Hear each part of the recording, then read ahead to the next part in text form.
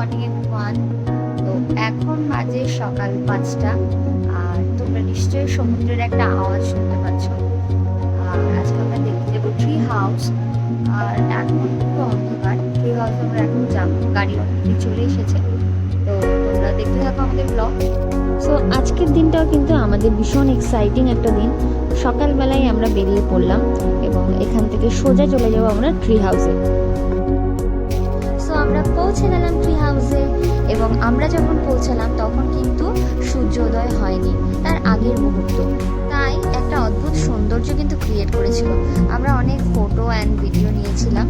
আর এখন আমরা উঠে গেছি একদম টপ এরিয়াতে। ট্রি হাউসটা নিচে দেখা যাচ্ছে, আমরা একদম টপ এরিয়াতে চলে এসেছি এবং এখান থেকে বিউটিটা দেখে আমরা সবাই মুগ্ধ।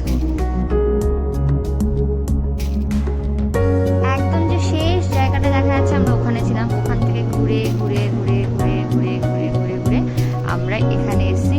ভীষণ কষ্টের, মানে এখানে যেখানেই নামছি আমাদের এত কষ্ট হচ্ছে সিঁড়ি, কিন্তু ওই যে কষ্ট সার্থক যদি সেই রকম জায়গা আমরা দেখতে পারি। সো এটা কিন্তু অবশ্যই আপনারা ভিজিট করবেন। সো আমাদের এখনো কিন্তু কোনো বিচে নামা হয়নি। তো আজকে কিন্তু আমরা বিচে নামছি, আর যে বিচে নামছি তার নাম হলো ডায়মন্ড বিচ। বিচে নামার রাস্তাটা কিন্তু একদমই সংকীর্ণ এবং ভাঙাচোরা, সিঁড়ির ধাপগুলো একদম ভাঙাচোরা। একদম এন্ডিং পয়েন্টে যখন আমরা যাব তখন তো পুরোপুরি লাফ দিয়ে আমাদের নামতে হয়েছিল। তো খুব সাবধানে আপনারা নামবেন যদি মনে করেন যে বিচে যাবেন।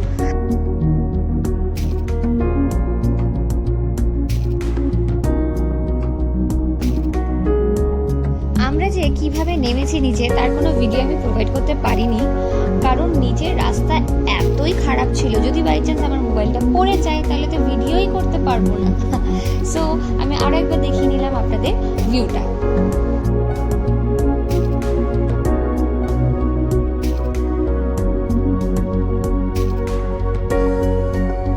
এখন আমরা চলে যাচ্ছি আমাদের হোটেলে। সেখানে গিয়ে আমরা ফ্রেশ হয়ে আমরা আবার বেরিয়ে পড়বো, কারণ আজকে আমরা ব্যাক করছি সেমিলিয়াকে।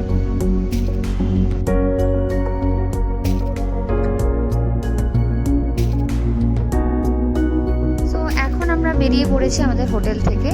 প্রথমে আমরা যাব যেখান থেকে বোট ছাড়ে সেখানে গিয়ে আগে টিকিট কাটবো এবং আমরা সেখান থেকে লাঞ্চ করে নেব।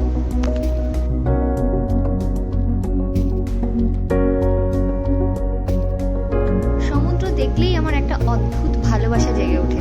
আপনাদেরও কি এই ফিলিংস হয়? যদি হয় অবশ্যই কমেন্ট সেকশনে জানাবেন।